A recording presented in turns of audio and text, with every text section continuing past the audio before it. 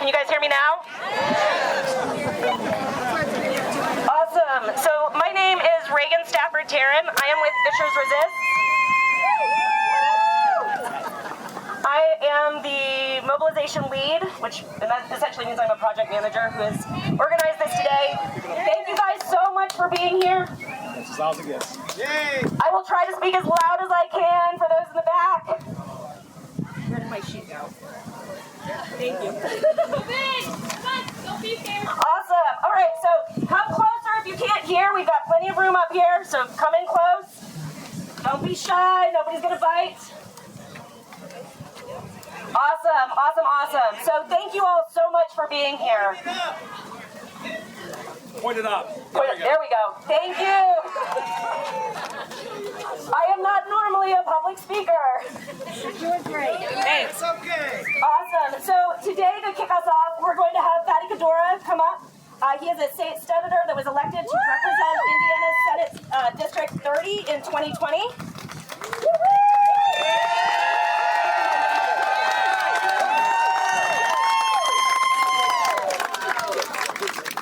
Good afternoon, fellow Hoosiers. Good afternoon, supporters of democracy. Good afternoon, dignified people who reject hate, discrimination, and racism. Good afternoon to the greatest nation on earth that welcomes immigrants since the inception of this nation. Thank you for being here. My friends, we are marching because we firmly believe that the Hoosier hospitality is a promise. And that promise is tested and being tested not by general arguments about public policy that are between two political parties. This is a different type of test. What they are trying to do, they are replacing slogans, uniforms, and messages, but they are using the same playbook that played in Indiana over 100 years ago. 100 years ago, our state, unfortunately, had one of the largest organized hate groups in the country, where the KKK established headquarters and the Grand Wizard D.C. Stevenson claimed morality, claimed following scripture, claimed patriotism. And they wrapped their message of family values, of patriotism, and protecting the nation by making you fear your neighbors, by dividing communities of faith, by attacking our siblings in the black and the brown and the Jewish and the Catholic communities for no reason except to worship power, not worship God.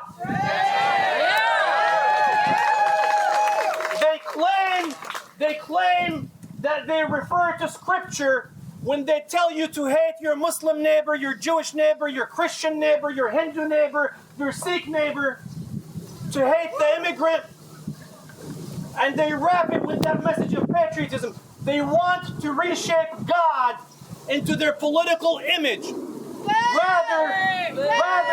Rather than let politics be guided by those divine values of compassion, of justice, of welcoming the stranger and taking care of your neighbor.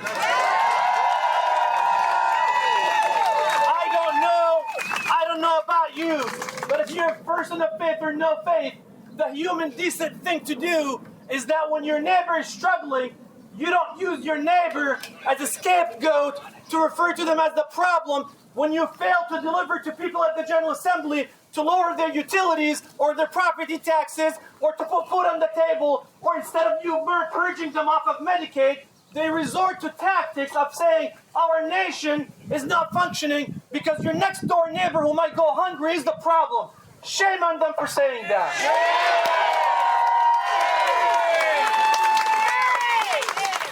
My friends, as I said, the slogans may change, the uniform and dress code may change, the language may change, but it's the same playbook. Yes. And let me remind you, in the early 1900s, we had many of our communities across Indiana join that movement because they were deceived by the messaging. We had a governor who was endorsed by the Klan. We had mayors who couldn't run except if they were endorsed by the Klan. We had religious leaders, business leaders, and members of the General Assembly who are members of the Klan at that time. The slogans may change, uniform may change, messaging may change, but it's the same playbook. Yep. It is. The same playbook. Yep. Last time I checked, the history of our nation, because they forget that history, and it's important to remind them of that. Yes. We don't hate them, by the way. We don't fight hate with hate. Nope. We love them, and we hope that they can see the light, that the divine guidance that they claim actually mandate them to take care of their neighbors, not hate their neighbors. Because if we claim that we are for Hoosier hospitality, we can't hate those who are fighting against us, but what we're going to do is to stand for what America stands for, what it stood for, and what it will continue to stand for generations to come. This is a nation that was started and built by the natives and then the immigrants. Yes. Let's not be ambiguous. Let me remind you of a couple of historical facts. First, the Puritans came to this nation escaping the religious persecution of the Church of England. And last time I checked, when they landed in the United States, they were undocumented immigrants. Yes. The Puritans and their descendants who became the founding fathers were the descendants of undocumented immigrants. If we apply their logic of the birthright citizenship, we would have not had even founding fathers in this nation. That's right. And then we went through a tragedy. The tragedy of slavery. Don't get or buy into the messaging when they tell you it wasn't a voluntary employment program. It was not. Yeah. And when you hear someone at the State House, as recent as in the last 2 years, say that 3/5 of a person was a progress for our nation, that tells you that uniforms changed, slogans may have changed, but it's the same playbook. Yep. Yep. Exactly. And then, after the Puritans came, and folks were not happy with colonial powers, they decided to lead a revolution for freedom, and they promised some communities, especially the black and brown communities, that they will get their freedom from slavery. And we fought a revolution, and many people still didn't get their freedom. Yep. And then forward, we get to a civil war.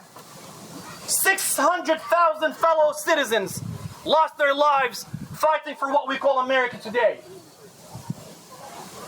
And black and brown and immigrants and women and religious minorities were promised freedom, and yet not everyone received it. Yep.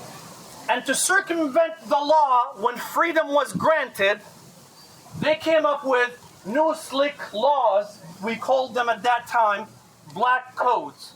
And after black codes, they moved into the Jim Crow era. Rather than saying you're enslaved, we're going to change the laws to be sure that we cripple you from gaining employment, housing, health care, and so on. So what was the response of our nation? It triggered a civil rights movement, just like you, who showed up, who said, my next door neighbor is sick and they need help. We need health care. So they passed Medicaid. And then people were prevented and prohibited from having full access to the ballot box. So they fought for the Voter Rights Act and for the Civil Rights Act. Yep.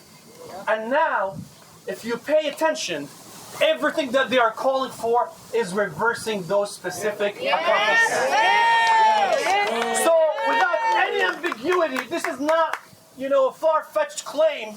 Their actions speak louder than their rhetoric. Yep. If you give them more power, they will take the rights of everyone. They will take the rights of religious communities, of women, of minorities, of people who they deem even Christians. Remember, D.C. Stevenson led a movement specifically against our siblings in the Catholic faith.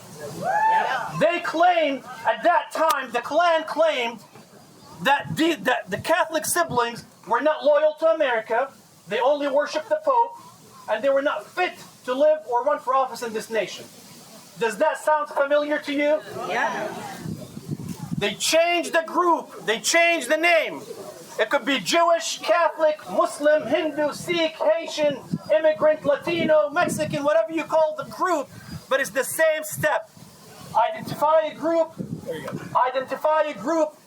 Make people fear them. Right in front of your mouth. Legitimize hate and attacks on that group, and then use legal action to take rights away.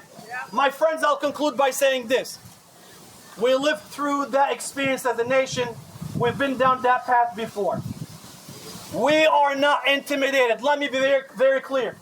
We're not afraid, and we are not intimidated, and we will not allow it to happen in the end.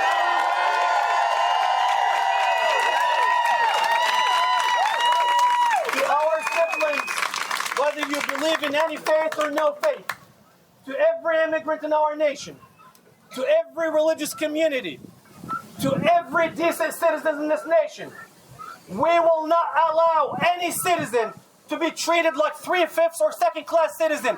You are beloved, you belong, you are welcome, and we will fight for you peacefully in every civil manner.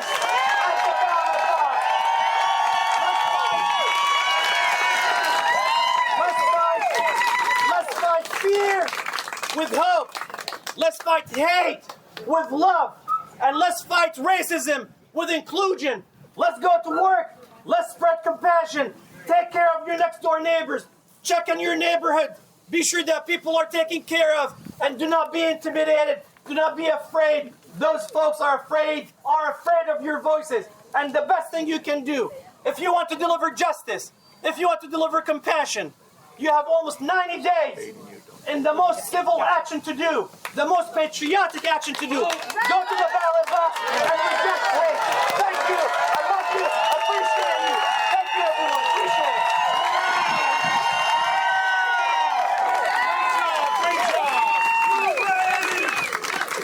Awesome. Thank you so much, Fady. We appreciate you. Before we begin our march to the Municipal Center, I want to make a few announcements just to make sure that everybody knows how things are going to go today. Restrooms. First of all, we have a ton of volunteers here today. If you're a volunteer out in the crowd, can you raise your hand? You guys are around. There's some, yes.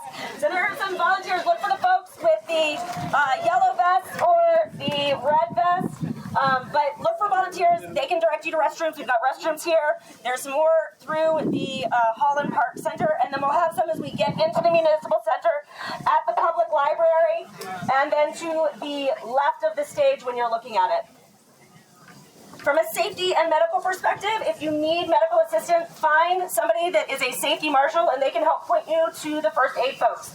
We are going to have first aid kind of mobile with us as we do the march. There's first aid here, and then there will be first aid at the Municipal Center as well.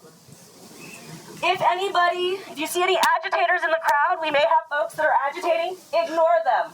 Don't give them any attention, right? We're no fun if we don't give them attention, so just ignore them. All right, final thing. We're going to be marching through a neighborhood. Please be respectful of people's private properties, stay on the sidewalk, and clean up after yourselves. So please make sure that if you find trash, that you pick it up and take it to a trash can.